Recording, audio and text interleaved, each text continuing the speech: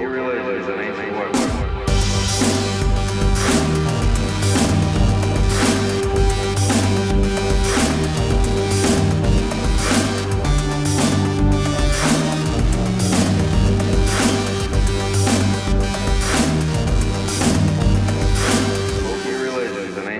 No magic for a good blaster at your side.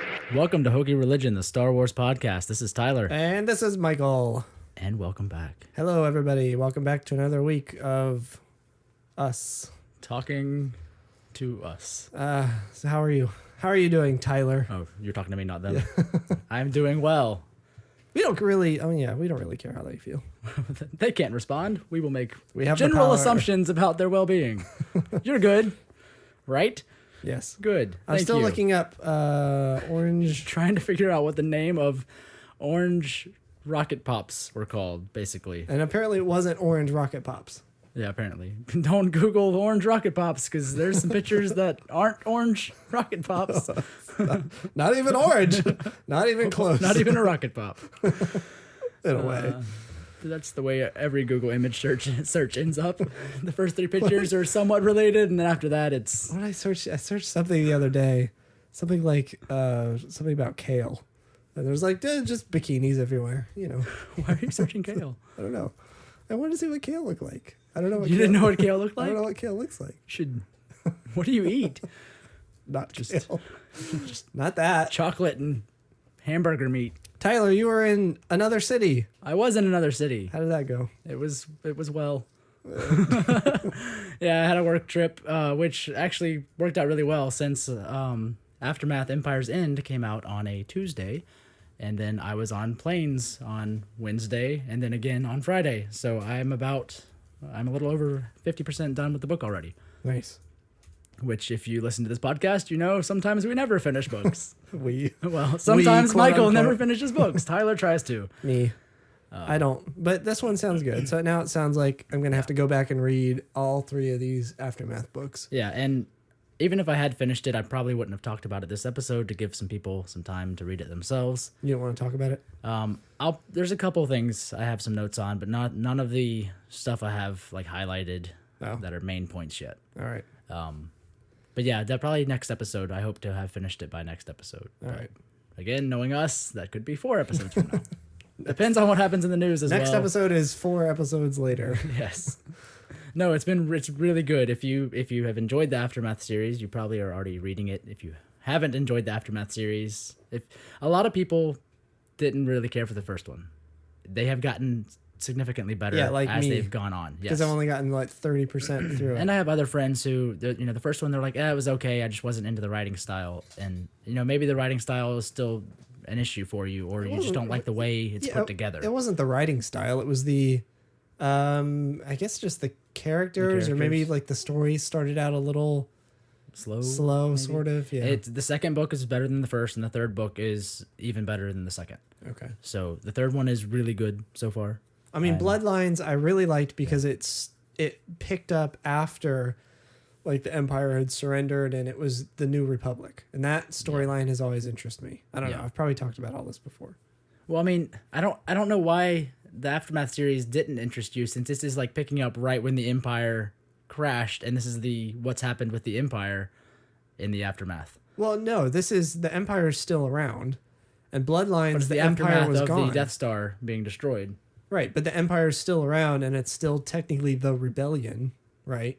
No, there's fighting the remnants of the Empire. Mon Mothma's in charge of the and Republic, they're still trying to establish the New Republic. They still have the Republic. They have the Republic. They have all the senators and whatnot, and hold meetings and. But that was all abolished when the Empire was around. So yeah, so it's like quickly put back together. Oh, I thought that was Leia's pregnant with Ben, and it's Admiral Ray Sloan, who is supposedly the admiral of the Imperial fleet, or she was being made to look as such, but really it's Supreme Leader Gallius Rax, or whatever. He's changed his name a couple times. His title was involved behind the scenes. And then in the third book now, the Empire is all based out of Jakku, and he has some base on Jakku somewhere. On Jakku, I believe it's called the Observatory, at least as far as I've gotten so far.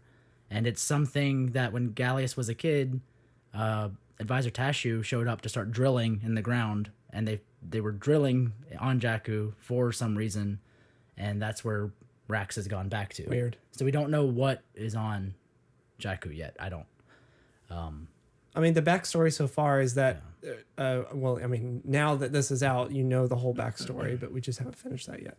Yeah. But the backstory up until now is that there was a weapons facility on Jakku. That's what the Republic So this is assuming. the quote unquote weapons facility, Since right? all of the Imperial fleet is above Jakku, so they assume there's a weapons facility there. Okay. That's the general assumption. All right. We don't know what it is yet. I don't. If you read the book, you probably do. They better explain it by the end of the book, unless it's leading into something else. That would suck. So yeah, the only thing really it's revealing about Jakku as well as the acolytes that are on Jakku, these desert people that believe in the Force, and is this Church of the Force people that Max von Sydow? Yes, was the part that I'm at. They started talking about the Church of the Force.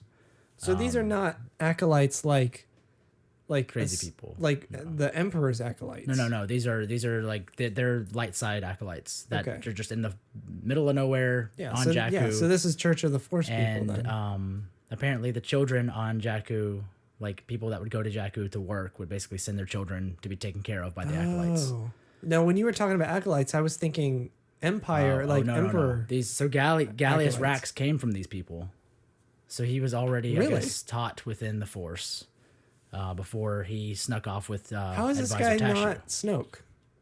That's the great question, and I mean, it really is making you think it is. But I didn't expect to get into all of this right away. There's going to be a final battle on Jakku because we know that happens. Yeah, there's a final battle on Jakku. That's why those Star Destroyers are in the desert in The Force Awakens. So there's going to be a final battle. Does he make it out of it or not?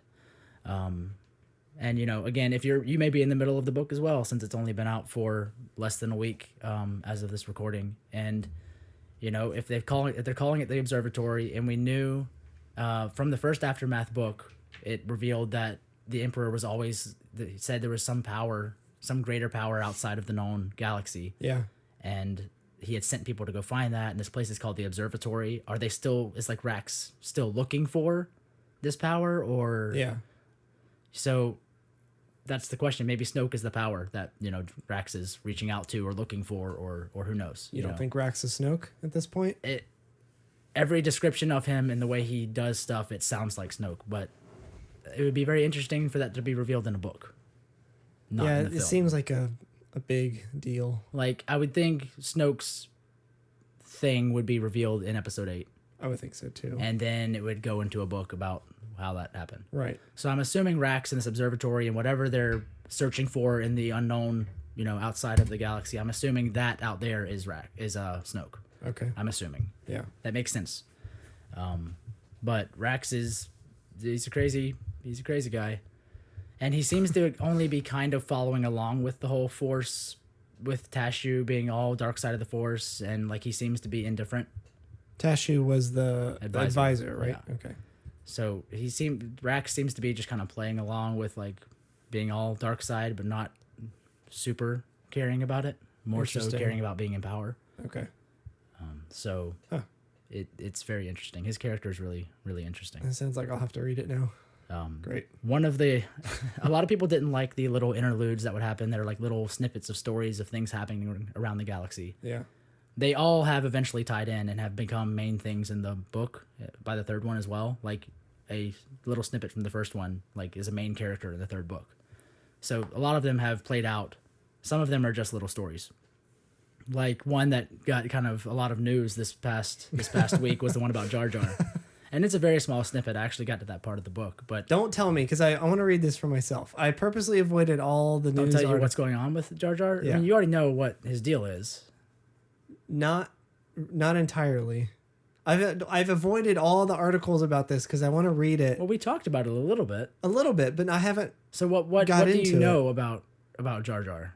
That he is in some humiliating state now. Yeah. Where he's still alive. Yes. And I think he dies in the interlude.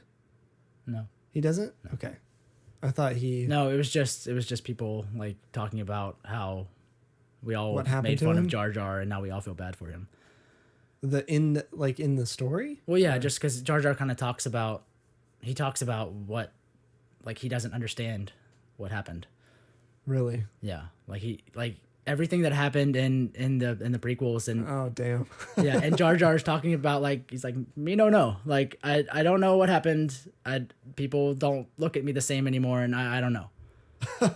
So it's really meta, kind of. Well, it's sounds because like it. because Jar Jar was used to put the Emperor into power. Jar Jar is the one that called that Senate thing to give the Emperor Who suggested to give that? Palpatine the auxiliary power to Yeah, give that him was- that like, was in emergency power. Attack of the Jar Jar Clones. called that. He brought that up, and everyone voted for it, and then of course That was everything went to shit. Attack of the Clones, right? Yeah. Who gave him that idea? I'm pretty sure it was Palpatine. Was it? I'm fairly certain, yes. I can't even And remember it's now. it's that whole thing of Jar Jar was put in this position that he never should have been in, and then didn't know what he was doing the entire time, and then was convinced to do this horrible thing that ended the galaxy, and then pretty much was shunned by society. That's super meta because it's Yeah. it's like everybody hates him, but now he's saying that He doesn't even everyone in the understand. galaxy hates me, but I don't understand why because I don't know what's going on. Because I don't know what happened. Like I Jeez, don't know. That is depressing. Yeah, it's super sad, and it's one of those things that I'm glad they did that because I never really thought about that. Yeah, How Jar Jar really had no idea what he was doing. yeah. And probably didn't understand what was happening in the first place because he's a giant idiot. Yeah. But at the same time, how sad that is. I guess we all kind of assume that he's been self-aware up to now, but why was he ever made a senator? I never got that. Like, I mean, he was a senator for Naboo. because he was a war hero, quote unquote. Because he stumbled onto a glowy ball and it bumped a tank, and then they all shut down, and everyone thought it was him. He didn't have anything to do with the droids being No, shut he down. had nothing to do with anything. Well, he hooked them up with the Gungans in the first place. He stumbled through a battle on Naboo. He stumbled through being a senator, and then, or whatever he was, and then stumbled through giving the Emperor all of the power in the universe. He hooked them up with the Gungans in the first place, Yes. and was a senator for Naboo after. Yeah. Or no, it was him and the Queen, wasn't it? Because Amidala was a senator. Was he like representative of just the Gungans, or he was a representative of Naboo? Yeah, I think so. So yeah, he was just stumbled into all of these positions that he never should have He been should in. not have been. And No. What was he doing in like Revenge of the almost everyone blames him for the downfall because he's the one that called that into action for the Emperor to be given, for Palpatine to be given the emergency power that he used then to become the Emperor. That's so. And bad. so it's that point where you're like, So yeah, you think damn, I never thought about that. And we've all just been hating on Jar Jar, but so did everyone else. Like no one liked Jar Jar, and he caused in their eyes all of this. Jeez. Yeah, so it's just this super sad conversation between him and this orphan boy that no one wants either because he has like a burn on his face and no one will adopt him. Where is this at this point? Oh, what planet? It's not on Naboo because I don't think he's allowed to go to Naboo anymore. Wow, really? Like the Gungans have shunned him. Like he's not allowed to go home. Well, he was never allowed. No, that was only for that little bit. Yeah, but now he's like No, forever. Yeah. So, I don't think it was Coruscant. I can't remember where it was. I'd have to look it up again. Wow. But yeah, it's just this horrible conversation of this thing that you never thought about through the prequels and never cared because you just hated Jar Jar. But yeah, so did everyone else. And apparently, maybe we should feel bad for being so angry at this idiot that was put into this position that we never should have put him into. Which, yeah, that's one of the things I like about what they've allowed the writer to do with these books is these little interludes of like things that you didn't think you cared about. Yeah. But it's nice for that to be filled in and to explain something that you didn't think you needed explained, but now that it is, you're glad it was. Right. So He's done that several read the times books. Yeah. with stuff. Yeah. It's great. I really enjoying the book. I can't wait to finish it and then talk about all the stuff that I deem important canonically. So you read that on your trip, right? Yeah. So are you gonna finish it quickly now, or do you have time? So I will try to. I will try to do that instead of other things when I have spare moments. I will say I texted you while you were up there about you said you were near the Alamo, Yes. and I found out the day you were leaving. I had like, which at that point it was too late for you to go. I had like 5 hours that I didn't, like I ended up with like 5 extra hours of nothing to do. Yeah. So I was trying to think of stuff to do, and like I went and had lunch at In-N-Out because I'd never been to In-N-Out, and holy crap, amazing. Was it good? You never told me how it was. In-N-Out it was the best. Really? Yeah. So where we come from in Florida, I would say Whataburger is probably the best like burger fast dish food place. Whataburger? I love the Whataburger. Wahlburger? No, that's Wahlburger. You're thinking Wahlburger. No, not Marky Mark's family burger joint. No. No, Whataburger. We used to have them in Orlando. We don't anymore. There used to be, I know what you're talking. I There used to be love one Whataburger. out on 50. I would say In-N-Out's better than Whataburger. Yeah. Yeah. Interesting. But sadly, unless I go I never anywhere thought else about that. ever again. Whataburger, we did used to have that, and it was delicious, and now they're not around Yeah, we had like anymore. 4, and one guy owned them all, and then he just decided he was done. It was sucks. So yes, Does it compare In-N-Out to was like Five Guys or Shake Shack or any of those places that are around here now? I think Five Guys is better than Shake Shack. Yeah, I'd agree with that. Shake Shack is overpriced. Their shakes are better. Five Guys, I would say Five Guys fries are better, but the burger was really good at In-N-Out. Better than Five Guys? I think. Wow, nice. Because if you know, there's a whole secret menu that's not a secret menu anymore. If you get an animal style, it's mustard cooked, like cooked in mustard. So Nice. it's like a mustard patty. Oh, it's so good. Mustard coated. Yeah. Anyways. Nice. So In-N-Out was great. But yeah, I had like 5 hours. So I went to lunch and then, tried to find other stuff to do. And I still had like 3 hours. And instead of like going to the Alamo or doing something interesting, I just... Yeah, because you were what, 20 minutes, half an hour? Oh away yeah, from the Alamo? it was less than half an hour drive to the Alamo. And I decided just to go to the airport 3 hours early and keep reading Aftermath. And when I texted you, I was looking around on the Alamo's, the Battle of the Alamo Wikipedia page, and I found out it was the day after the 181st anniversary of the Alamo. Oops. So you missed this incredible opportunity. There's probably something awesome going on there. To experience a piece of history on the anniversary of that history that made it famous. Well... And you Star decided Wars to go to the relevant to my airport life at this point. and read a Star Wars book. That's why we have this podcast, people. We all remember the Alamo, but I haven't read Aftermath yet, so I can do that another time. Yeah, that's what happened. And then I read the whole, the Wikipedia page about the battle, and it was super depressing. So many people died. Oh yeah, the Alamo wasn't horribly. A great story. I guess there's a reason you're supposed to remember it. Yeah, it was memorable. So anyway. So yes, read Aftermath if you if you struggle through the first one, the second one is better, and the third one's even better. So do it now. And if you have the opportunity to experience a piece of history, don't. Unless you're done reading the Star Wars book that just came out. Read the book instead. Yeah. All right, we have other things to talk about. Speaking of books, there's another novel was announced. Yes. From the writer of Dark Disciple, which is Christy Golden. It's a book that picks up right after Rogue One ends. Dark Disciple, the old legend? Or it's Legends now? Is Dark Disciple a legend? Or am I thinking of... Dark Disciple is the one with, what is her name? The bad lady from Rebels. What? The Sith. The bad lady? There's been a couple. The Inquisitor. Oh. Or no, she was 7? in Clone Wars. No, Clone Wars, what's her face? Well, Sarah Michelle Gellar was a bad lady Inquisitor on Rebels. No, what was from Clone Wars? She was the Sith with the lightsabers, and she was bald. Oh, shoot. Yeah, I know who you're talking about. No, not Savage Press. No, it's someone with an S. Oh, shut up! I can get this. Sue. Asajj Ventress. Oh. Yes, she wrote that book about Asajj Ventress.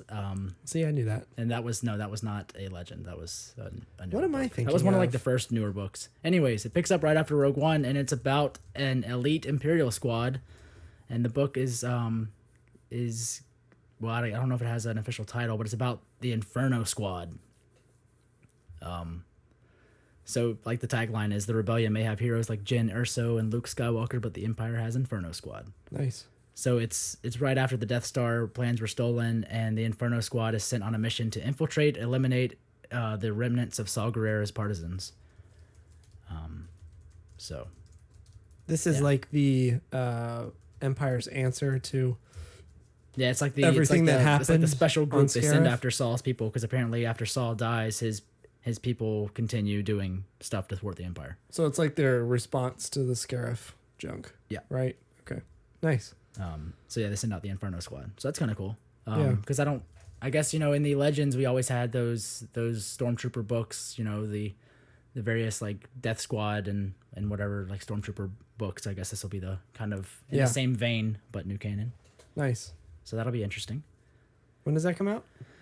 Don't think it was announced a date yet. Yeah, I don't see here. It was just an announcement of the novel. Okay. So Nice. Well, that sounds cool. I don't know if that's like one of those books like Lost Stars or something like that, where I'm sure it's a good read, but it's like it's not. But it's unlike Lost Stars and all of those. It's not a young adult novel. It's an actual novel coming out. Well, Which sure. most of those young adult novels have been really good, and I mean, they shouldn't be put down by the name, but I'm saying as far as impact to, like Heir to the Jedi, where it's just like filling in gaps. Yeah, it's not like Aftermath, where it's kind of the importance isn't as high. Yeah. And it looks like it's scheduled to be released in July of this year, so Sweet. July 25th. Okay. Cool. So was there something? more books. Was there another book coming out? Not Tarkin. Yeah. Why am I saying Thrawn. Tarkin? Thrawn. Yeah. Comes out in March. Yeah. Yeah, I was gonna say next month. There's supposed to be Yes, another it comes release. out before Celebration, so get your copies and get them signed at Celebration. Yes. Because is it Yeah, March what's his or no? name's- It's the beginning of April, isn't it? It's April 11th. Yeah, you have the original hardback copy that you Yeah. just got recently that you need to take to get signed. Yeah, my brother-in-law was getting rid of some books, and he had a hardback of the first of the Thrawn trilogy. So I said, yes, I will take that, Yes. and I will go get it signed to keep it on my shelf forever. Yeah, that's pretty sweet. Hopefully, we'll see if that happens. I was thinking, I think I was thinking Dark Saber before Dark Disciple. I don't know. Dark Saber, like the Dark Saber from Rebels, and Not that. Oh. There was a Legends book about. There was a death ship called the Dark Saber. I'm trying to remember. I do not remember that one. It was a book. Okay, thank you. You're welcome. Good story. If you talk, I can find more about it. The Dark Saber was a book. I'm just Oh gonna right, repeat what it you was said. it was a battleship built by a Hutt that was a reconstruction of the original Death Star's super laser, but just the super laser without the Death Star around it. So it's just a disc, just a flying. It was kind of Flying like saucer? a long, Oh.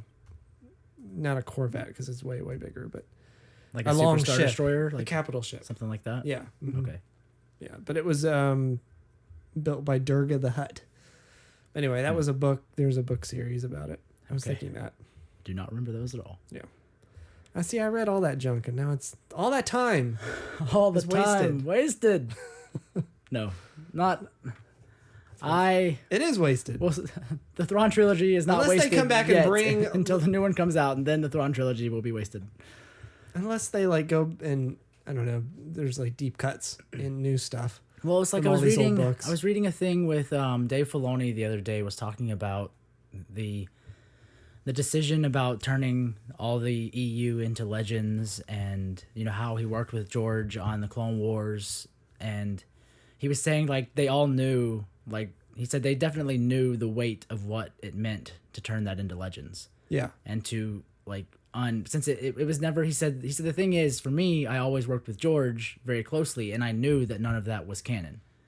Some of it was very good, but it was not George canon. It was just Wait, what stuff? I don't understand. the EU. That he pulled from that for things? Well, or- he was saying, for me, it wasn't. He said it wasn't as hard of a decision. I knew it would be upsetting to make this all Legends and not, official canon. Yeah. He said, but for me, because I always worked so closely with George, I knew that none of it was canon already because I there was see. George canon.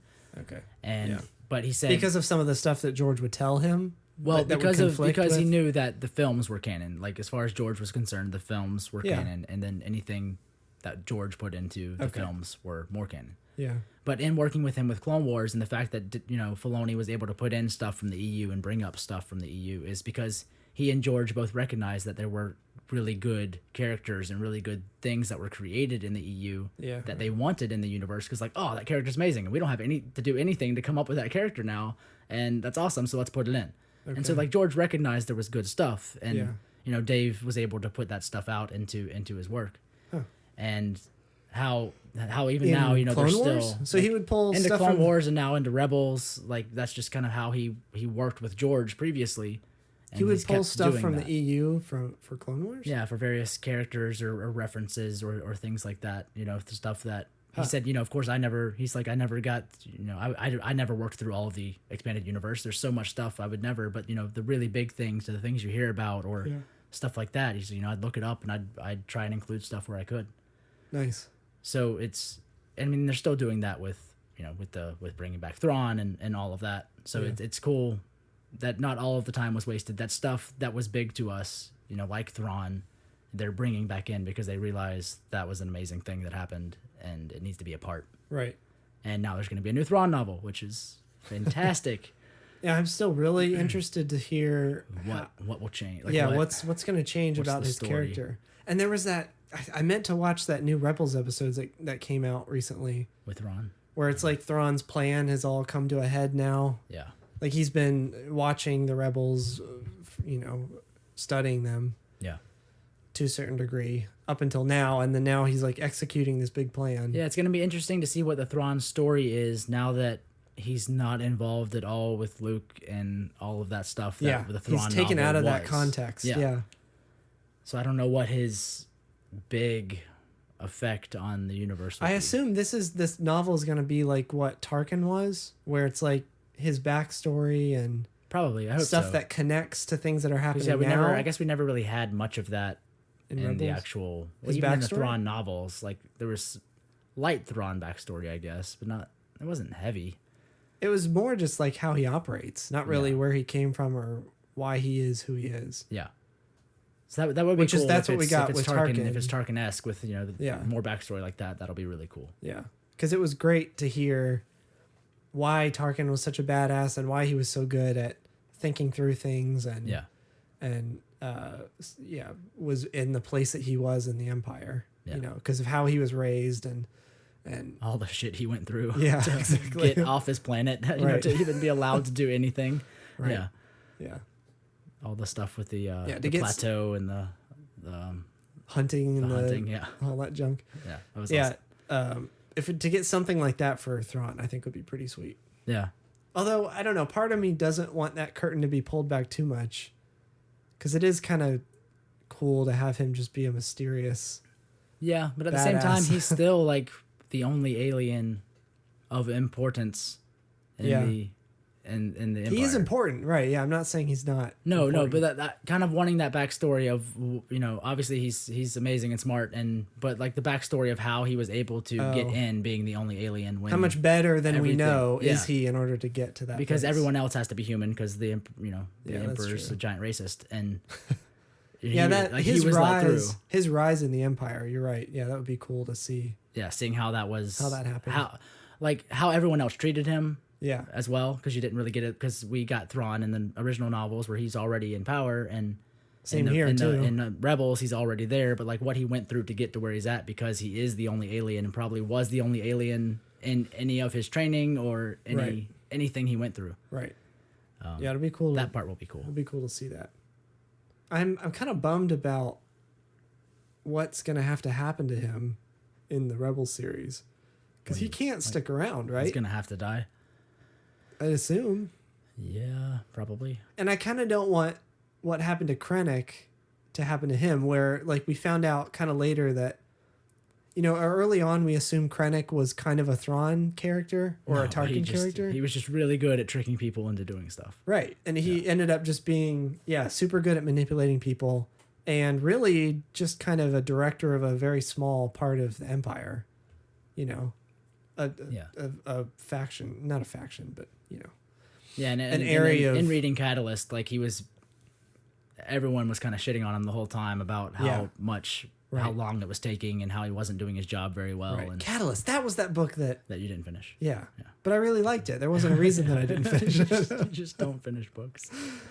I knew there was some. We were talking the other day. I knew there was some book that Catalyst had. is good. Yeah. But yeah, and so by the end, it was really just him manipulating various people and manipulating Galen, and it even talks about him getting through school and how it was basically him just getting the right people to do the jobs for like projects and stuff like that during the academy.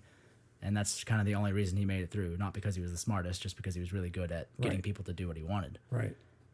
And I'm hoping we don't, that Thrawn is exactly like that, but I'm hoping we don't find out that he's just, his new canon is he's just kind of a lead over this small part of the Empire. Unless they have some way for him to just fade out like they did with Ahsoka or whoever else. Yeah, I don't know. But as upfront as they've made him, I don't see a way he would just fade out of being involved in any of this until it was resolved. Yeah, that'll be kind of a bummer. I don't think he'll just give up. Not him. He's not gonna be like, well, I tried. Nap time. I don't think so. No. Nope. Okay. What's next? What's next? What now? Since last episode, the Rogue One DVD Blu-ray release was announced. The actual dates. As Disney's been doing often, they're releasing the digital version like a month before, or not a month, a few weeks before the actual physical version. Interesting. They've been doing that a lot recently. Really? Yeah. So even like with Moana, like it came out on digital for watching, I want to say it was like 3 weeks or 2 to 3 weeks before the physical version came out. Nice. Which I guess, if you have the final, the cut for you have to print the Blu-rays and DVDs, but if you have that film cut ready, just put it up for digital and everyone will start paying for it. There. Yeah, just upload it and you're done. Are the digital extras, the digital copies going to have the same extras and? That's a good question. I wonder. Special features and stuff. Because if so, then what's the point? Yeah, because I know unless they're doing like a special steelbook thing, like what Best Buy did. Well, yeah, they're doing all that again. So Target's gonna have its own case. Best Buy's gonna have the steelbook. Walmart's gonna have its own case. Really? There wasn't a list for Amazon to have their own special one. Same deal with like exclusive extras. And Target's gonna have an extra bonus disc. Walmart's gonna have an extra bonus disc. I think the Target one looks the coolest. It has these like little mini posters of all the main characters. But the front of the Blu-ray case, you can slide it out and put in a different one. So you can like change who's the front of your case. Really? Yeah. So, oh, jeez. But I like the little mini posters. The Walmart one's a K2SO. That's like, did The Force Awakens, the Target one have, it was a fold out that had all has all the characters, yeah. But it was the poster, like they made full-size prints of those posters, but it was the character prints. Yeah, those like little character prints. Yeah, but it was, but it was they weren't prints outside of it was just the case. Yes. It was the case art. But now these are little prints. The Walmart one is the K2SO case, and then the Steelbook is the Scarif water with the Death Troopers and the Stormtroopers like standing around with the water. Is that really Best Buy? Yeah, the Steelbook. Interesting. So they have all the features listed so far, at least. Each main character basically has a little featurette. There's making of stuff, obviously. Yeah. There's no deleted scenes listed. Really? Yeah. It was just little featurettes and stuff. There were no deleted scenes listed. So that's usually weird. When we get these announcements, there's usually all the features and stuff. Even for like Force Awakens, we got a full list of the names and titles of the deleted scenes, and nothing for Rogue One. They shot so much footage that has to exist. Deleted scenes. Yeah, but especially I wonder if this is because of the reshoots and stuff. Yeah, that's the one thought I had, but at the same time. Like alternate endings and things? As with Force Awakens, of course, there was like the slow trickle of extra features online. As it went on, every other week you'd get a new digital download special feature. Yeah. Hopefully that's not I hate that practice. It's really stupid. It's just money grubbing. Pretty soon, forcing you to buy all these different editions. Movies will eventually have like a feature pass where like a season pass, like video games, where you have to buy the features, and then as they trickle out, you'll get access to them. Yeah. I can see that happening, sadly. I would not put it past Disney to come up with that idea either. Back to torrenting. Yeah, right. I don't think I mentioned the dates. So the digital comes out on March 24th, and the Blu-ray DVD comes out on April 4th. Okay, So sweet. yes. I was looking forward to that. I went to check on that the other day. I wanted to watch it again. Yeah. It's been out of theaters for about a month now, maybe. Something about that. Yeah. It's not in theaters anymore, right? I don't think so. Not around here, not that I know of. I don't think so. Yeah. So yeah, it's about a month from now on digital. Sweet. That's not too bad. Yeah. And then hard copies after that. That'd be sweet. Yeah, I wonder. I doubt they would but I doubt they would include like alternate endings or anything like that. Because it's Star Wars, we'll never get that kind of stuff. Right. Know? Anything that could be like could have been canon. Anything that affects the way you see a character or affects the way a story played out. Because it's Star Wars, I doubt we'll ever get any of that stuff. Some of that stuff happened in the Force Awakens deleted scenes. We were talking about that. About how like they had shots of Maz using the Force at some point. Like, there's like, stuff we heard about. Is that but considered? They didn't release those deleted scenes. But I guess that for at least for that example, we already know she has some connection to the Force, so that's not that big of a stretch. But I know there were some other ones. I can't think of what they were now. Yeah, and even the ones they released, were like non-important anyways, that's why they're deleted scenes. But right. Especially with Rogue One, knowing how much they shot and how much extra stuff, they're just like, do it this way. Do it this way instead. And like, there's those shots of Krennic like holding a gun on the bridge of the Star Destroyer, and it was just some random thing they shot. And we're never gonna get stuff like that because it doesn't count. That one doesn't count. Or I wonder if that'll just come in a future edition. That's like, just get this out and like get all the JJ commentary edition. Yeah, right. Let's just call it that from now on. I still haven't listened to that commentary just because of the couple clips I heard sounded like he was phoning it in. Anyone that's actually listened to the J.J. Abrams commentary, please tweet us and let us know if it's actually worth listening to or if it really is him just phoning it in. Because those clips I heard, it literally sounded like he was on a phone telling someone. I'm genuinely interested. Yeah, so if somebody has listened to that, let us know. Because I'm not talking about this on a previous episode where it sounded like it wasn't so much a commentary, but him just like answering questions to someone asking him about parts like of the an movie. interview instead of a commentary. Like, oh yeah, in this part we were doing the thing and the stuff with the guys and the thing. Right. Like it almost just like, watch your movie it almost and make like, commentary. Hey JJ, about it. we need a commentary part for this scene. Just give us like 3 minutes and then we've got the next question about the next scene. Like it really didn't sound like he was watching it, which is that's kind of he may have, but it also just sounded like a Q&A about the movie and then playing that over the film. Right. So if it's better than that, let us know because I want to give my time to it if it's good. If it's JJ phoning it in, I really don't care. What I want either with Rogue One or which I'm sure Rogue One hopefully will have some good commentary.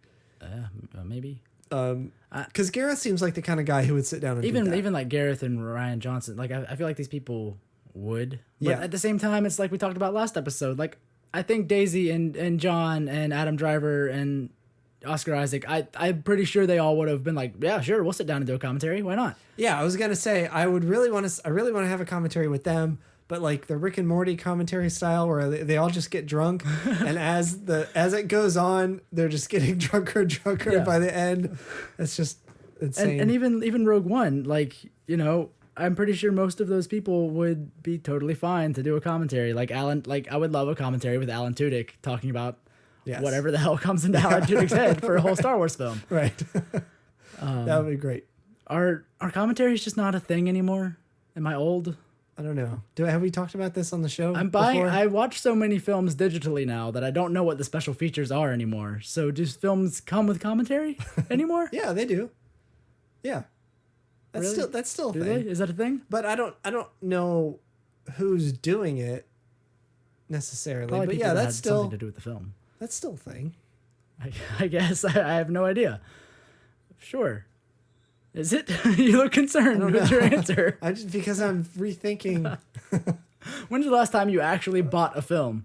Like hard copy, not Force Awakens. Hard copy? Like an actual... Well, I mean, Arrival. I bought Arrival on iTunes, and there's a commentary track on that. Okay. I haven't listened to it, but There is one. That's good. I'm trying to think. What else have I? Is it a Disney thing where they just don't want to put any more money into something once they're done with it? I don't know. Maybe it is. I can't think of any other. Surely the Marvel movies have commentary tracks. I've never bought one in a physical copy. I have no idea. Yeah, I don't think I own a physical Marvel. No, I may have Iron Man 1 in a box somewhere far away. But that would have been before Disney bought it anyways, so that wouldn't matter. Right. I still have Batman Begins on I do too. HD DVD. Do you really? You have one too? Yeah. I'm pretty sure that was the only film made on HD DVD before it went under. And the only reason I bought it is because I knew that it would not exist after like 2 weeks. Because I knew Blu-ray was going to win. That's the exact same reason I bought it. Yeah. I was like, I want one of these just because. How much is that worth now? Probably nothing, because that was like, it's the only HD DVD I ever saw, and there were tons of them everywhere. Yeah. And I bought it just because I was like, yeah, this will not be a thing that ever exists past, next month, because Blu-ray is going to win. And we all know that. So I'll buy this. And when you see tons of something everywhere, it's going to be valuable at some point, right? Why did they make so much of that Batman movie on HD DVD? I don't know. There were so many copies of it. Everywhere I went, there were just like hundreds of them. It's $2.99 on eBay. Well, there you go. No, sorry, that's DVD. HD DVD is $4.45. Oh, it's quadrupled in price. That's why I own it. Wow. Same reason as you. It's cheaper to buy it on HD DVD than it is to go buy it on Blu-ray somewhere. Wow. Oh, that's sad. It's pretty sad. So yeah, now I have this movie that I don't know what I'm gonna do. Well, you gotta keep it just because the case is hideous and it's the only thing. I mean, you just have to have it. I can go.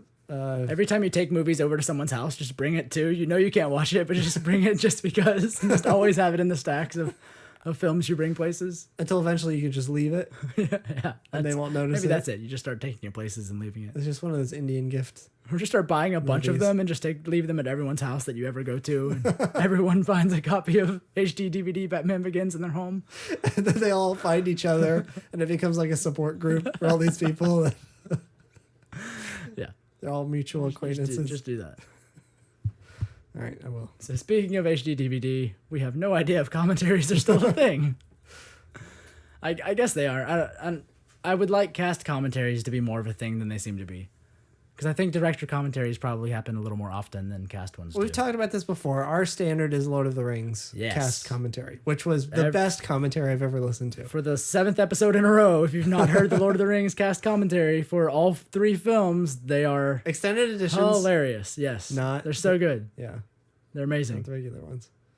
Yeah. I have that was such a good way to do it, too, because they had groups of them watching it together, but they would just cut between the different groups because they weren't all watching it at the same time. Like all the hobbits would watch it together. Yeah, because in the movie, the party is broken up into those groups already. Right. So they just had them watch the film in those groups and then cut between them as necessary, which was right. It was perfect. Who was Viggo Mortensen with? Do you remember? Did he do it? Yeah, he was with was he with Orlando Bloom? Orlando Bloom. What's his name? And Binwin. That's the only Binwin. That's the only name that comes to mind right now. That's not right. Gimli? Yeah, Gimli. Thank you. I believe they were all together. Yeah. Okay. Yes, because the reason I remember that is because of Legolas talking about lemnis bread. About what? About how, like, when he's like, a lemnis bread, and he had this whole thing about how it sounded like he was doing a commercial for lemnis bread, and then went into making fun of that for like 10 minutes. Oh. It's been a while since I've listened to it. I need to get back. Like we have time to watch 4-hour films with commentary anymore. I know, jeez. I was just watching the movie by itself the other night, and I couldn't even finish that because I had to start it. I had to wait till like 10 o'clock to start it. And it was 2 Towers, which is the extended edition. Is like 340. It's pushing 3 hours or over 3 hours, I think. Yeah, or maybe 4. Or, not, it doesn't get to 4, but it's close. It's close, yeah. I couldn't even finish it. I got to the Battle of Helm's Deep and I had to stop it, which is I'm at that point in my life where I'll watch Fellowship of the Ring and I'll fall asleep before I have to change the DVD when they get out of Mordor, or not get out of Mordor, when they get out of Moria. Yeah, like that's about where I'm falling asleep because I'm old. I at least got past the disc change. That's good. I got made it through the intermission. I got up to Helm's Deep and Fellowship now. Like going back, it's kind of maybe just because I've seen it so much, but it's kind of the worst. I think out of all of them, which is really something to say because they're all amazing. And Fellowship is an amazing movie. Yeah, but yeah, I think it's so probably because of how many times you've seen it. And there's 40 minutes of Hobbit junk in the beginning, and I hate anything to do with the Shire in the movies. Why? It's just so bad. I just hate it. I just hate everyone that isn't like. It was like reading Bilbo the Tom Bombadil part. Like that's how boring it is to me. Tom Bombadil was great. All his stupid poems and stuff. You're just like, get it over with. Shut up. You're just flipping through pages and pages of poems. Like, how do you have this much time to write all this junk that no one's ever going to read? Tolkien, just get over yourself. I've never heard anyone complain at Tolkien about writing anything ever. Yeah, I guess. Blasphemous. Bastard. You can't tell me that you read all of the Tom Bombadil poems. Yep. Did you? Yes. I don't believe you. I used to read Lord of the Rings every year. I don't have time for that anymore because So I got married. But I never read the Tom Bombadil. I would skip over a bunch of that crap. None of it counts. Who was that other guy that was like the bear guy? You remember that? In one of the books? Does that sound familiar? No, not in The Hobbit. They got to somebody else's house. Was it in Mirkwood? In the Hobbit. No, was it? Yeah. Was This it guy really? that turns into a bear in The Hobbit, yeah. In Mirkwood. Yeah, you're right. Yes. Shoot. And it's in the films too. Yeah. That was in the films, wasn't it? It was. Which one was it? The very first one. It wasn't the second one? I'm pretty sure. I try not to remember those. They're pretty bad. Did I see the last one? Yeah. Did I? I may have been there, but did I watch it? But did I? Was I alive? They were rough. They were something. There were some decisions made during that process that somehow passed muster. A lack of decision. Maybe that was. Did you ever see the documentary about that? What? About why those movies are so bad? No. There's a documentary? Yeah. Basically, it got to the point where, I don't know if it was writer's block or what, but Peter Jackson would get to the point where he would show up on the day of shoots and would have sets ready, everybody in costume, all the production was done, and he had no script. Nothing. Why were they shooting? No idea, because he just it was either so behind or he was just running out of ideas. One of those two things. What? But yeah, why make them 3 hours long? They were showing in this documentary this part where they had to film a battle, and he had no idea how to connect the battle to the bigger story. He didn't have a script for anybody. You'll have to show me what this documentary is. I'll send it to you. It's very, very interesting. But that's assuming it's not an official supported documentary. I think it is. Really? Yeah. Interesting. Because I think he's very honest about how bad that experience was. That sucks. Yeah. Maybe it was Peter Jackson's not a bad filmmaker. It might have been the decision to stretch it out into 3 movies that was, which I don't know if that was so much him as it was the studio, was it? I don't know that. I don't know. But it's a really interesting documentary. So basically, that's why it was so interesting. It just felt so why there was disjointed. So much forced extra. Yeah. No one cares about a love story between an elf and a hobbit that did not exist ever and has no point being in the film. Didn't even really go anywhere in the movies anyway, right? No. Yeah. I just yeah. Back to Star Wars. All right, there's some Last Jedi stuff that we should talk about real quick. We're running out of time. The last part is The Last Jedi. So, as we've talked about many times regarding Finn's story in The Last Jedi. Let me say this. Before we get to this, I'll say this real quick about the Han Solo spinoff. They released a shot of the cast in the Millennium Falcon. And freaking Woody Harrelson's dumb, stupid ass face is hanging over everybody in the Falcon, and it's really, really bothering me. It really bothers me to see that. To see him in the Falcon. I saw the picture. In his stupid little fedora that he wears in Catch Me If You Can. What's the other one? I thought you were about to say Catcher in the Rye. I don't know why. Not that one. I was thinking Fiddler on the Roof when you said that. We're going everywhere with these. Whoa, what is happening? Are you talking about the Katniss movies? No. Hunger Games. He's in the Hunger Games. He's in Hunger Games.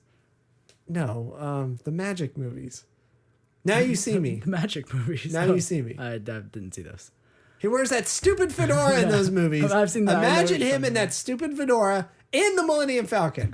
I'm looking at the picture, and I love that he's the only one also not even looking at the camera. He's looking down at someone's hands. Did you notice that, really? He's looking down at someone's hands. Everyone else is smiling at the camera in the cockpit, and he's just like, whoa. Stupid, homeless face. Why are you in the Millennium Falcon? It's so upsetting. I have no problem with Woody Harrelson. I think he's a fine actor. He seems to be cast in the same role in every film. You keep saying that, but I don't know if that's... He's always the mentor, the magic movies. I don't know if that doesn't hold up, I don't think. Maybe if you go through... Hunger Games, Zombieland, the magic movie, any other movie that Woody Harrelson has been in. He's been the mentor. Was he guy. a mentor in the magic movie? Wasn't he the main magic man? I've not seen them. Magic Mike? Based off of the trailers, I assumed he was the main magic man. Yes, he's Magic Man. Main magic man. Okay. Jeff Magic Man. Yeah, that was him, right? Yes.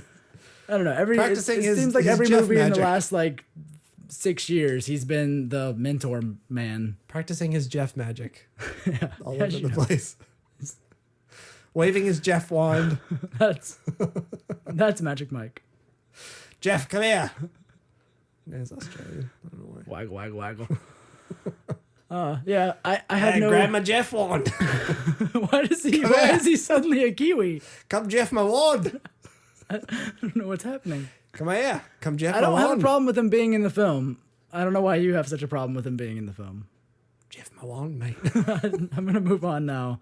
Away from your Woody Harrelson rant of that, and now apparently you're... Anyway, that's all I want to say, is that it's really upsetting, and he should just get his dumb squished face out of the Millennium Falcon. That's sacred land. But you have no actual complaint as to why you don't want him in the film, other than his stupid dumb face. Yeah, basically. Okay.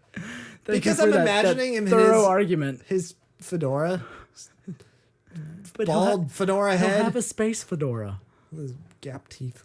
Get out of space fedora, like get out of it. What's that bounty hunter? Space fedora. I don't know. What's that big hat? The from bounty hunter. Flome? What did you say? The bounty hunter from Clone Wars. The blue dude. That guy. Who wears that hipster hat? Yeah, he has a big hat. I imagine Woody Harrelson will have one of those. Zane. He has to have a hat. Zane. Billy Zane. Billy Zane. Sure. Yes, he's doing infomercials. Space infomercials. Who is that guy? Who is Billy Zane? We all know who Billy Zane is. I can't. But really, who is Billy Zane? Well, that's a whole deeper discussion that we. Who was it we looked up last time? Delved into. Last is it time of what? Is it? We have to look something up every episode because we forget everyone's name. Good point. We looked up all of them just now. No. What do you want? I think it's time for an IMDb trip. Oh, no. IMDb. Here we go. Billy Zane. Who is Billy Zane? Cad Bane. You were closer to Zane. Zane was really close. I'm not completely insane. Just mostly. Cad Bane was the blue bounty hunter that we were trying to remember the name of. Billy Zane. Had a giant hat. Billy Zane was in Back to the Future? I think that's a different... Is that... No, this is Billy Zane. Oh, yeah, he was. Played Match. Who's Match? Oh, he was one of Biff's friends in the future? Yes. He was one of Biff's friends. I believe so, yeah. I don't remember at what point. He was in Titanic. He was that fancy. Duh. He's fancy man. Yes, Zoolander. He was in Zoolander. Tombstone. Billy Zane. Critters. Who are you, Billy Zane? He was in Kingdom Hearts. He played a character in Kingdom Hearts. Weird. All right. Okay. I don't think we had that much going. time left, and we still have to talk about the Last Jedi. Oh, we have to talk about Billy Zane. Oh. He was Mark Antony in Cleopatra. What's that? What's Cleopatra? She's a lady. Oh, okay. He played. Oh shoot! Do you remember? Are you looking at IMDb and not being able to remember what the name is that you're trying to say? No. Is that what's happening? No. Do you remember this? I'm looking at it. This one. Oh, I didn't watch this with you. Did you ever see Tales from the Crypt Demon Knight, the movie? No. Oh my gosh, we have to watch that. I used to watch Tales from the Crypt, the TV show, with my grandparents all the time as a child. The Demon Knight movie is really, I didn't even really know good. there were movies. Yes, it's amazing. Billy Zane is in this, and I remember him now. Okay, yeah. He's one of the main characters. We'll have to watch it.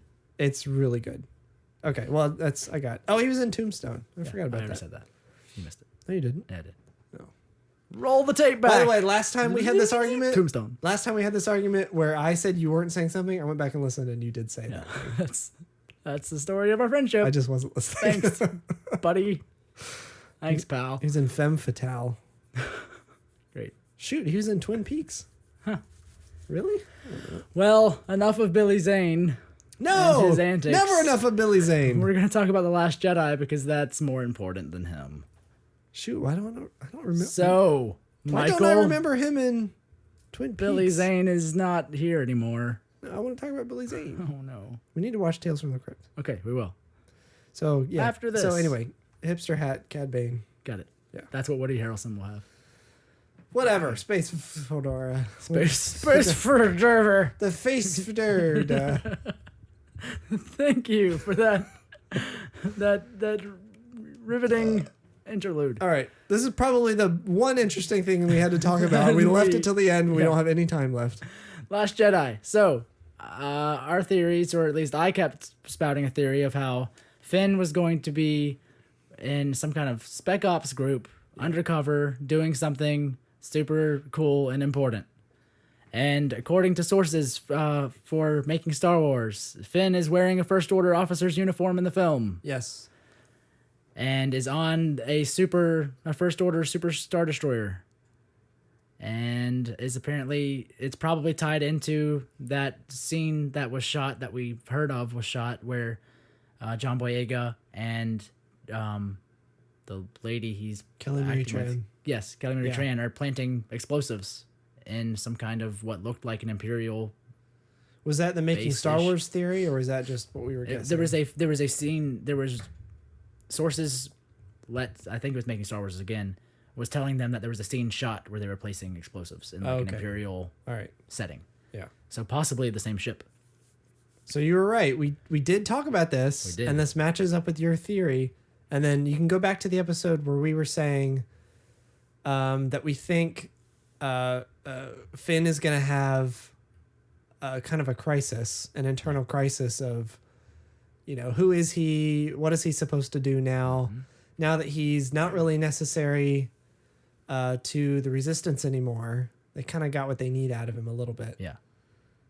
So this mission kind of makes sense. Yeah. So apparently he's going to be impersonating possibly a First Order officer at some point through the film. Yeah.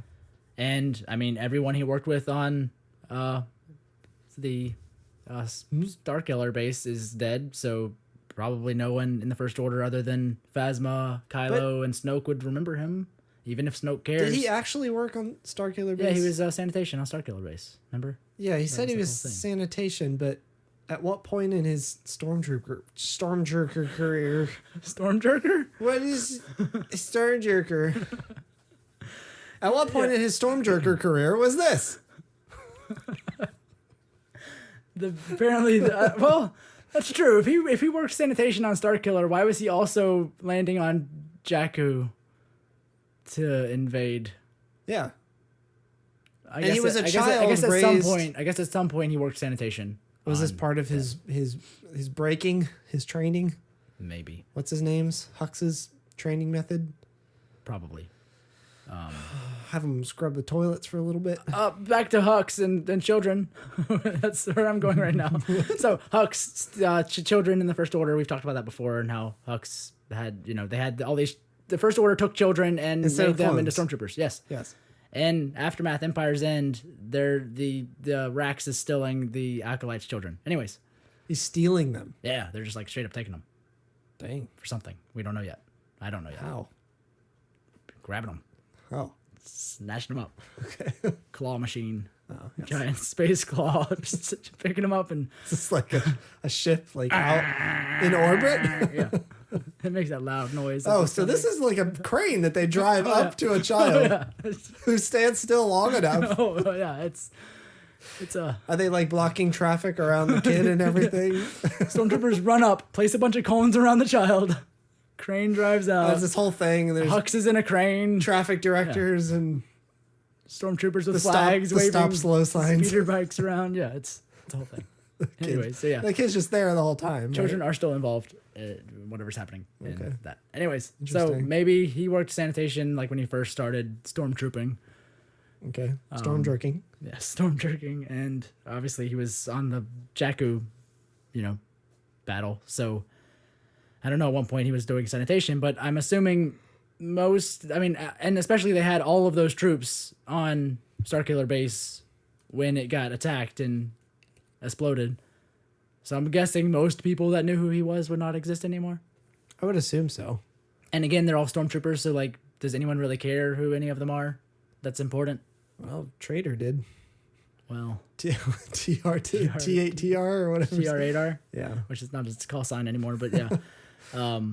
So, and the theory with that scene that supposedly exists of the stormtrooper played by Tom Hardy slapping him on the butt. Finn's butt. So, two theories. Getting some butt slapping in here. So, two theories with that. Either one, it's a stormtrooper that That's knew my him. wheelhouse. Two theories with that. Either Tom Hardy trooper. Not gonna go for that one. Nope. Either the Tom Hardy trooper knew Finn as a stormtrooper and thinks he was promoted and is like, good job, butt slap. Or is Tom Hardy part of the resistance people that are I can't get with you with this one.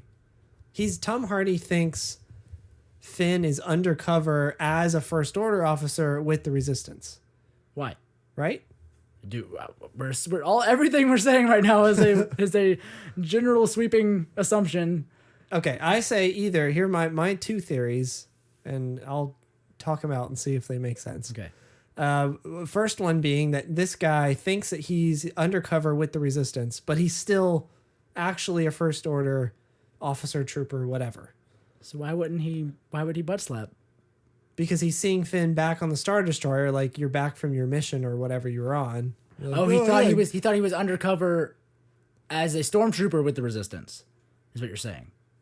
He is with the resistance undercover. He is actually a first. Okay, I thought you were saying the stormtrooper recognized that he was undercover on the Star Destroyer as a member of the resistance. No. It was just like, hey, buddy. No. Okay, I got it. The other way around. Yeah. Okay, yeah. And he's like back from his mission or resistance whatever. mission. Yeah. Okay, and was promoted maybe. Yeah. Yeah. Or second theory being that he is just getting congratulations for, I don't know, nice ass, and then he slaps him, and then he just keeps walking. right, Just for his nice butt. Yeah. Okay. That's something they do on Star Destroyers now. Yes. Okay. So that's my theory. So I would agree with either he's a stormtrooper that, oh, you were promoted, good job, like whatever the circumstances around it, yeah. Or is Tom Hardy part of Kelly Marie Tran and John Boyega and the whatever their mission is? Yeah, is he actually a resistance fighter? I don't think that's it. And if anyone missed it, Ryan Johnson tweeted a picture of the stormtroopers after it was announced that there would be a Last Jedi panel at Celebration, the Friday of Celebration. And there was a bunch of stormtroopers lined up. It's the new tweaked stormtrooper costume with slight tweaks of the armor. And one stormtrooper has its helmet up. And the picture's a little grainy. He has the filter on it from Instagram or whatever. Right. But the one stormtrooper with his helmet up looks awfully like Tom Hardy. It does, yeah. So all of these Tom Hardy rumors could very well be true, which would be cool. It would be really cool if Tom Hardy isn't just this one-off butt slap character, but if somehow we just didn't know that Tom Hardy was a main character in The Last Jedi, because Tom Hardy is amazing. Yeah. Yeah, I really hope he has a role at all, but also a bigger role. Yeah. That would be really cool. Yeah. Yeah. So And you and I talked about this a little bit before, but with Finn being on the First Order ship and whatever Kelly Marie Tran is doing, one, I guess maybe no one recognizes him or knows who he is, or however they get him in there. But yeah, if this is like a main capital ship, wouldn't Phasma be around, or Hux, or someone that would recognize him be there? Right. And why I couldn't figure out why Snoke knows. I assume that Snoke knows who this guy is, right? Because he freed Poe, and you would think that Snoke would know about things like that, right? I guess. We don't know what Snoke really cares about. I mean, Snoke knows that they were telling him that the plans escaped. Yeah. Or that they were after the map to Luke. Yeah. And this pilot had it and he escaped, blah, blah, blah. So you would assume that he heard why the pilot escaped. Yeah. That this guy on the inside helped him. Mm-hmm. So you would think that Snoke knows who Finn is. Mm-hmm. So why, one, does he not, well, I guess we don't know, but yeah, is he going to know, what Finn is doing aboard the Super Star Destroyer? And two, why didn't Snoke know about Starkiller Base? Why couldn't he see that? What do you mean? Happening? That it was going to be destroyed? Because not only did this pilot get away, but now we have a defector that is with the Resistance that, knows however much about our First Order. It's still that imperial pompous, like, nothing can stop us, I guess. I mean, that's... Why is Snoke repeating those mistakes? Unless it's when that has screwed the Empire over twice now. Unless none of that Snoke really cared about. It was more finding Luke, which has happened, and now he's going to be able to track him down. If the First Order, Snoke may not really care about the First Order and their well-being.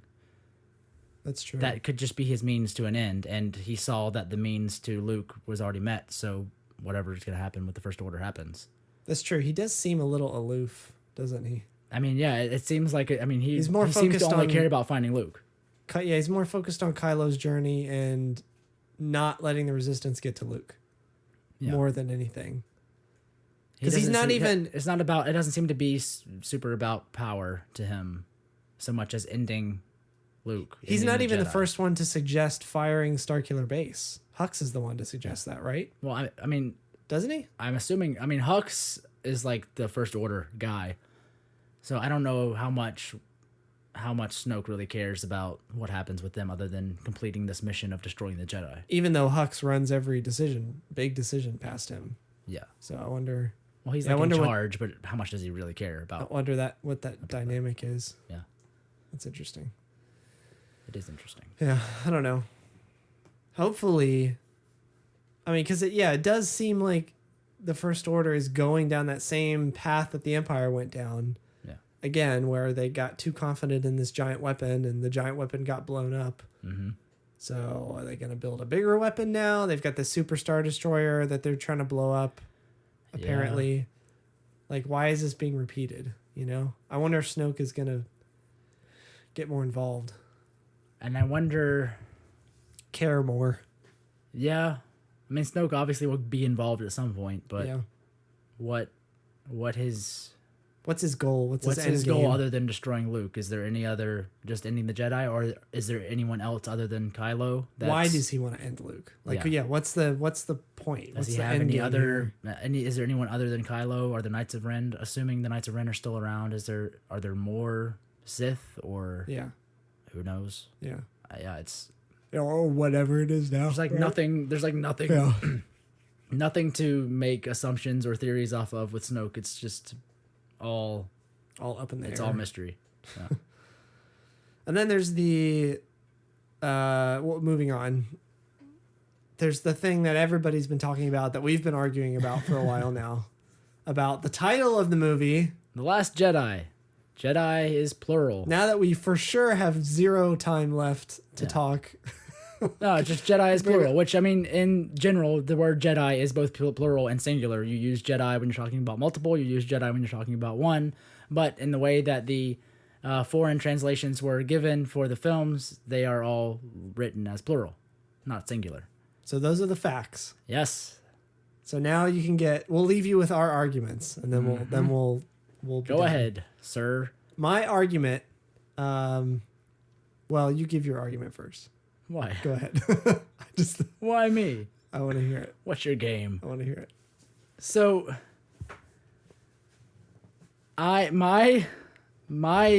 the thing, and we've talked about this, obviously, so this isn't a new argument. My thing is, yes, Luke and Rey are, quote, the Last Jedi, or Luke is, quote, the Last Jedi, and he's been referenced as the Last Jedi in the crawl for Episode 7. Yoda called him the Last Jedi. But to me, the more deeper meta meaning of the title is that the Last Jedi is still Luke, because there are not going to be any more Jedi, because Rey is going to be taught in a way that is not, quote unquote, Jedi.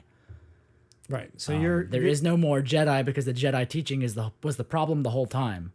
That pompous white tower, better than everyone else. Other episodes we've talked about this. There's a better way to deal and accept the Force that isn't having no feeling and having all anger and hate. Like, there's manage your emotions and use the Force. Well, let me back up. We didn't say that. Yeah. So the Jedi in the title, in the foreign translations, is plural, and there's an argument right now about what that means. So obviously, what we're getting at is we disagree on what the meaning of the title is. What the direct reference is. Right. My direct reference is the last, because the foreign translations translate to the last of the Jedi, and Jedi being plural, like the Jedi as an order. Yeah. And so my thing is yes, it's the last of the Jedi as an order, because there is not going to be any more Jedi, because Luke has realized the error of the Jedi's ways and will teach Rey in a way that is not what we've known as Jedi. So your argument is that it's the Last Jedi means the Jedi Order, the Jedi religion, last of the Jedi, yes, is no more. Is no more. Will be no more, because Rey will be taught in a way that is better. Right. And that to me is more important than it just referencing Luke being the last of the Jedi. Right. And my argument is the title is purely referring to like the character Luke. Like, well, obviously it's the character. Obviously. the guy, that man Luke. That man. That's I'm referring not saying it's not, but I think it's weak if it's just titled that just to reference that Luke is the Last Jedi, because you've already said that like in 3 other films. But it's like it's saying, it's not just saying like you couldn't have named it otherwise, just Luke Skywalker. Like the name of the movie is Luke Skywalker. That's not, that doesn't just stop there. Yeah. I'm saying it's I don't know, it's a way to I don't know how to explain it. It's a way to reference who he is and kind of where this movie is going and what the point of this movie is going to be. It's saying, yes, Luke is the last Jedi. He's the last of the Jedi Order. And this movie is going to be centered around him being the last Jedi and what that means and all this knowledge he's accumulated up until now. And what is he going to do with it? How is he going to train Rey? There's all of this meaning behind it. So the problem with our argument is that the outcome is the exact same. Yes. But the importance of what the focus is on is different. It doesn't matter ultimately. No. It's not going to affect anything, what it actually means. No, not at all. I mean, there are people out there saying that it's like... it's plural because they're all going to die. Like, those people. Yeah, like they're the last ones. They're going to be dead. And right. It's bad Luke stuff. and Rey are going to die in this movie. Yeah. Or even that, like, it means anything about Rey, which Rey's not a Jedi. She's not a Jedi now. And she won't be because she shouldn't be trained as one. But I agree with you there. Yeah. That she's not going to be a Jedi, quote unquote. She's going to use the Force, and it's going to be the living, natural light side of the Force. That translation of the last of the Jedi is like the movie is revealing that this is the last of the Jedi because there won't be any more Jedi. Not so much that Luke is referenced as the last of the Jedi, but in an overarching, like, the Jedi are over. Not so much like Luke's the last Jedi and he's going to teach a better way, but more so I think it's a more overarching... But Luke is the last Jedi. Well, yes, but I don't think... Obviously, it's referencing him because of the title, and that's an easy thing for easy reference to make, but I think So you're saying more important. The title is The Last Jedi, and I'm saying the title is The Last Jedi. Sure. Yeah, that's it. The Last Jedi. The emphasis of how you pronounce the title. The Last Jedi. Yes. The Last Jedi. The Last Jedi. The Last Jedi. Yeah, okay. The Last Jedi. No. Yes. Well, that's Yes. In the end, we both Not no, agree, but yes. we don't agree with how the conversation starts, but we agree where it ends. So it's a very strange argument that isn't really one at all. Don't tweet us because we don't care about what you think. That's true. Because we can't even agree with each other. If you want to tweet us about other things, you can reach us at Hokey_religion. You can go on iTunes and give us a review and 1 or more stars. That's your choice. I'll leave it to you. If you don't like us, leave us at least 5 something. or more. I think you meant to say 5 or more. Stars. 5 or more stars. You can only do the 5 or more. Give the 5, and then in your comment review, just put more stars. Not even words, just a bunch of stars. Yes, that's your charge for this week. Go on iTunes, leave us a review that just says more stars. That's it. That's all you have to do. It's so easy. Super easy. You can shoot us an email at asklobot@hokeyreligion.com. I'm just going to use a different email address every time. What do we usually say? We have contact@hokeyreligion.com. That's more for business stuff. Oh, right. Asklobot@hokeyreligion.com. You can go to hokeyreligion.com. Hey, if you have business propositions, send them to contact@hokeyreligion.com. Any kind. If you want us to like pop out of a cake. If you want to proposition us, just shoot us an email. Hey, we'll pop out of a cake for a few bucks at a party. Yeah, probably we would. We would do that. I would do that. Who has podcasters pop out of a cake? What kind of sad life do you lead that podcasters? It's like your birthday and Mark Maron jumps out of a cake. That's your. Hey, we're easier to get than Mark Maron. There's your advantage. Much easier. If you find our links to everything else at hokeyreligion.com, all of the links to all of our places are on there. Our new redesigned site is up. Yeah, right. It's you better. Were working on during the week. It's good. All the same junk is up there. Yeah, it looks much better. Give us $1 at Patreon, please. Yeah, you can go to patreon.com/hokeyreligion and support the show. We're gonna try to work as little on as that. $1 a month or more dollars a month, and we don't have any we have a couple patrons, but we want to do more stuff for Patreon. I was gonna say we're gonna work on that coming up soon. We kind of also want a reason to put stuff specific for supporters. So if you want to support us, we'd like to have we'd like to know there are supporters to give stuff to. Right. Is kind of what I'm trying to say. Like, we want to make stuff just for you. Right. But we don't have a way to give it to you until we know who you are. And it's $1 a month. I mean, and you can stop at any point. Like, if you don't like the stuff we give you, just go away. You can stop. You take your $1 back. Consider us a charity. Yeah. We're a charity case. That's very true. We will be at Celebration with our little mobile recorder. Yeah. So that's one of the reasons. You can berate us and we'll record it. Maybe we'll have a bunch of extra content for Patreon. If you're wearing a Hokey Religion shirt, which you can buy at TeePublic, we've tweeted it before. And if Michael sees you in a Hokey Religion shirt, he'll buy you a drink or fondle parts of you. It's very different things. I've never heard the second part of that before. Or after the drink. I don't know. You get to choose which one. During the drink. You get to choose which one. Those are the only options. Here's your drink, and which part would you like me to fondle? All right, and shots and top or bottom. I just got to do the little thing with my finger, like close your eyes and spin around. Point. Yeah. Boink. You've been fondled. Oh, there, really? Oh, okay.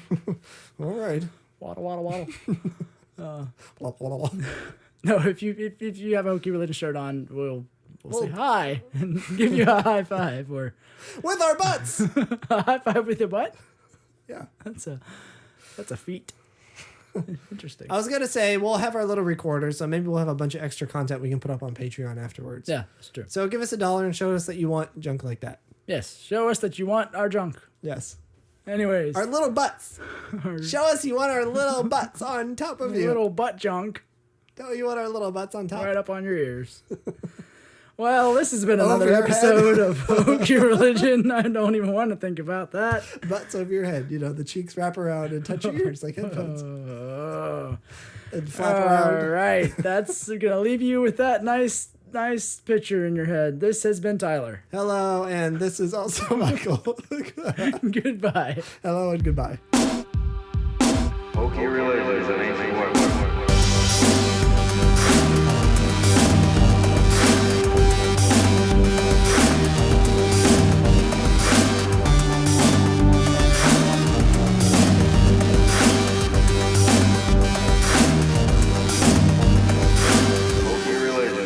Weapons are no match for a good blaster at your side.